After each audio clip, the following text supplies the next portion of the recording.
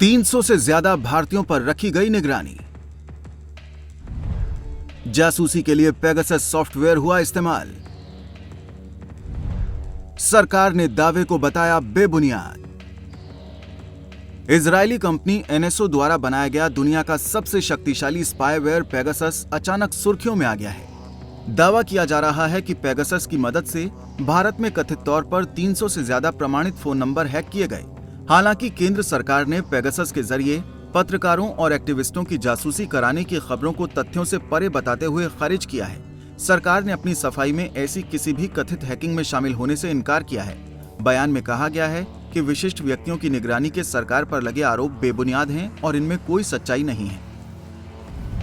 दरअसल the guardian, the Washington post और the wire सहित दुनिया भर के 17 मीडिया संस्थानों के कंसोर्टियम ने दावा किया है कि विभिन्न सरकारें अपने यहाँ पत्रकारों और एक्टिविस्टों की जासूसी करा रही हैं। रविवार को पब्लिश हुई रिपोर्ट के मुताबिक भारत समेत कई देशों में करीब 180 पत्रकारों, मानवाधिकार कार्यकर्ताओं और नेताओं की जासूसी की गई।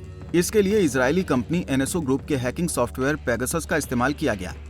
रिपोर्ट में आशंका जताई गई कि भारत के 2 मौजूदा केंद्रीय मंत्रियों, 3 विपक्षी नेताओं, 40 से ज्यादा पत्रकारों, 1 न्यायाधीश और सुरक्षा एजेंसियों के पूर्व तथा वर्तमान प्रमुखों के अलावा कई उद्योगपतियों व कार्यकर्ताओं के 300 से अधिक मोबाइल नंबरों को हैक किया गया।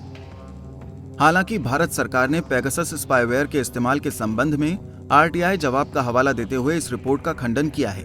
सरकार के मुताबिक भारत एक मजबूत लोकतंत्र है जो अपने सभी नागरिकों के मौलिक अधिकार के रूप में प्राइवेसी के अधिकार को सुनिश्चित करने के लिए प्रतिबद्ध है। मीडिया रिपोर्ट के अनुसार केंद्रीय सूचना इलेक्ट्रॉनिक मंत्रालय में अतिरिक्त सचिव डॉक्टर राजेंद्र कुमार ने कहा कि 17 मीडिया संस्थानों के कंसोर्टियम की रिपोर्ट तथ्यों को बिना वेरीफाई किए एक तरफा तरीके से जारी किया गया। रिपोर्ट पढ़कर स्पष्ट प्रतीत हो रहा है कि एक साथ जांचकर्ता, अभियोजक और जज की भूमिका निभाने की कोशिश की गई है। उन्होंने कहा, देश में फोन इंटरसेप्ट करने के लिए कानून बना हुआ है, जिसके तहत केंद्र में गृह सचिव और राज्यों में सक्षम अधिकारी की अनुमति के बिना कोई अफसर अपनी मर्जी से फोन इंटरसेप्ट नहीं कर सकता। बयान के मुताबिक कानून के तहत फोन इंटरसेप्टिंग की अनुमति केवल राष्ट्रीय सुरक्षा के मामलों में ही दी जाती है। इस प्रकार की प्रत्येक इंटरसेप्टिंग का रिकॉर्ड मेंटेन किया जाता है और उसकी निगरानी की जाती है। उन्होंने कहा कि जिन लोगों के नाम रिपोर्ट में दिए गए हैं, उनकी सरकार की ओर से कोई इंटरसेप्टिंग नहीं की गई। भारत सरकार इस रिपोर्ट का पूरी तरह से खंडन करती है।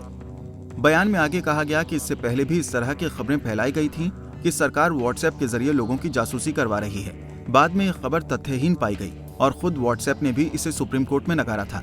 उन्होंने कहा कि ऐसा लग रहा है कि व्हाट्सएप वाली खबर की तरह एक बार फिर भारत और भारतीय लोकतंत्र को शर्मिंदा करने के लिए फर्जी खबर फैलाई गई है। Bureau report, Punjab Kesari TV. हमसे जुड़े रहने के लिए हमारे YouTube चैनल को सब्सक्राइब करें और नई वीडियो की नोटिफिकेशन के लिए बेल आइकॉन को दबाएं। अगर आप ये वीडियो Facebook पर देख रहे हैं तो लाइक जरूर करें और ज्यादा से ज्यादा शेयर करें। धन्यवाद।